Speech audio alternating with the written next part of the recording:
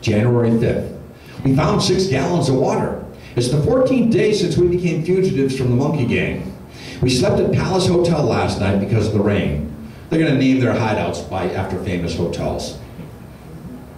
2 Japs went by very near, but not so close as before. We blocked most of the near trails with dead trees, but they must have climbed over. I think they were lost. We'd like to know what the U.S. is doing about getting back this place. Guess they know by now that we are at war.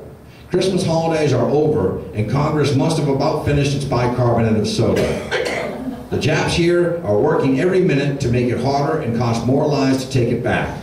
But hey, wait, our Navy don't seem to be showing up yet.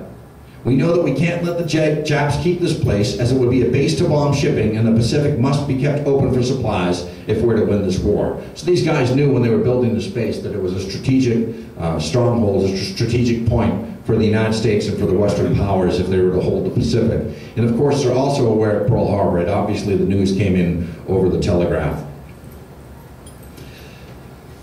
Seems we're not ready as Knox says we are. That's Secretary of Defense Knox. We need a revision of our whole defense setup with some young brains. The weather has broken today into some sunshine and a little rain. The spring is looking in on us. The quails are mating around us and little lizards are hatching out. The birds are nesting and the days are getting noticeably longer. Jap trucks are very busy strengthening positions. All the buildings are being mined, no doubt, and they'll be destroyed as soon as it looks like the island will be retaken. Fred and I are sitting tight, but days are getting awful long and flies are very bad. I'm better, but not well yet. I'm very weak and dizzy, and I don't have the right food, and I'm also very thin. Some days my stomach is fairly normal, but the next day not so good. I can't get over seeing the other boys stripped to their shorts by Japs and wonder if they were put on a boat or if it was the brick wall for them, firing squad. We'll probably find out someday if we're not caught. If we're caught, we will surely find out. January 6th. Got up early and camouflaged the camp. This is our first work at daybreak each morning. 1 scout and 3 bombers went out the northeast at 6 a.m. The scout returned twice and the bombers returned about 3 or 4 in the afternoon. 4 alarms from sirens seem to have the Jap boys on their toes. We hope Uncle Sam starts knocking at the door soon. 11-inch guns will be music to us. 11-inch guns from the battleships. January 7th. Up at 5:30 a.m. and more camouflage. Read a story in Reader's Digest and started a novel. We went back to the old camp and found it had been looted yesterday, which was another close call. We're still 1 move ahead of the Japs, and we sat a long time on our front porch and finally went to bed with lima beans for lunch and plums for dessert. January 8th. Went to the Chinese labor camp and brought in some cornflakes. Bomber number 13 just passed over us on the way out.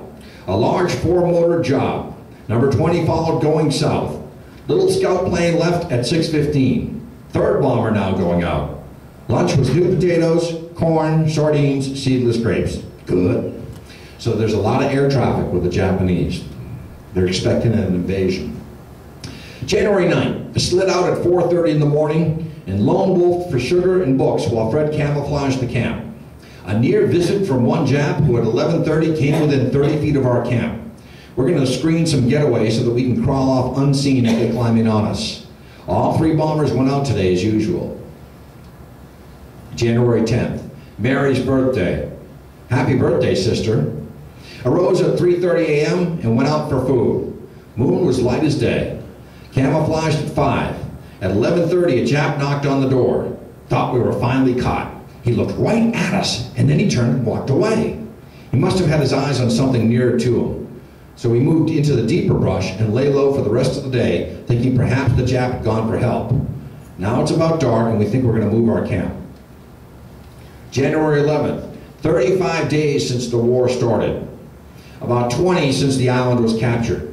The Japs came back and raided us, and we lost what few trinkets we had gathered. But we're still at large thanks to our lucky star. We moved a half-mile southeast along the edge of the lagoon. By 1 o'clock, 4 Japs had already passed nearby. There are just too many people on Wake Island for so small a spot. Probably 3,500 Japs on the island or more, and they're very nervous today. I think they expect U.S. soon. It's about time, we think. January 12th. Yesterday was a nightmare from noon on. Japs all afternoon almost stepping on us. Seems we picked a group of trees that reached to the lagoon's edge, and at high tide the Japs could not get by on the lagoon side, so they either went around us or crawled through. At least 3 were 20 feet from us in the brush, and 5 more passed nearby just outside. This is not good for our nerves. We moved back near the old camp. So they're moving around constantly. January 13th.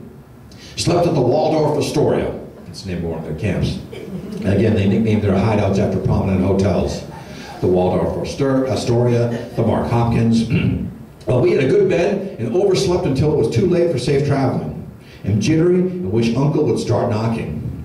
Uncle Sam would start knocking on the door with some 11-inch guns. That would be sweet music to us, and we'll find a hole while it's going on. January 14th. Well, we got by the 13th just by a hair and hope for better as we're getting jittery. We slept on coral. Wish we had some outside news and knew how our folks are and when Uncle's coming to get us. January 15th. It's now approaching mid-afternoon when looting is heaviest. We may get by with little or no alarm as the near camps have been pretty well combed over and hence the Japs work farther away from us. But by the same token, they creep into all likely trails looking for more loot. We have camouflaged trails to our camp as much as possible. We expect American help about Sunday, if not before. January 16th. We almost had collars. They missed us by 15 feet. They were probably lost while looting and tried to find the road.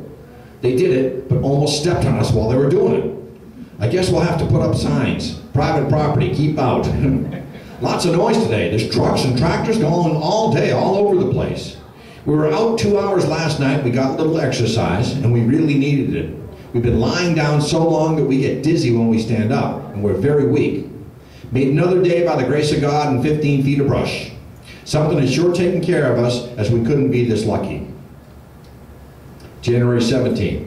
My son's birthday. He's 25 years old today. Well, it doesn't matter much what happens to me. I have the comfort of knowing that my son will carry on and that our little mother will be provided for, and this makes it easier to face the hazard of each succeeding day. We've been with the Valley of the Shadow now for 41 days, and we've had a lot of close calls. But we're being as careful as we know how to be, and if I don't get back, hey, I'll have what few folks have had, and that's 25 years with 2 of the best scouts on earth. Well, the Nips are busy at the big gun practicing all day, so the Japanese now are practicing on their anti-naval guns. January 18th, went out early and found a 2x6 tongue and groove to make a body of a crossbow. We'll hunt some nails for ammunition tonight. Well, Scotty made the bent part of the bow from cocoa wood and eventually was able to kill rats at 20 yards. The flies are terrible today. About 20 on my hands as I write this. January 19th. Well, the Japs are collecting all the mattresses in the camps around us. They were here today at 11:30 and they got a truckload. Now is 0 hour. The Japs are moving all around us. Some talk English to each other. Scotty later learned that the voices talking English belonged to parties of American prisoners whom the Japanese brought back under guard to reveal hidden supplies. January 20th. One alarm at 10:30 when 3 Japs walked right past the back of our camp. We could see them, but they couldn't see us. The tractor was working near us and it makes a lot of noise. I slept out at Mark Hopkins last night and Fred stayed in camp.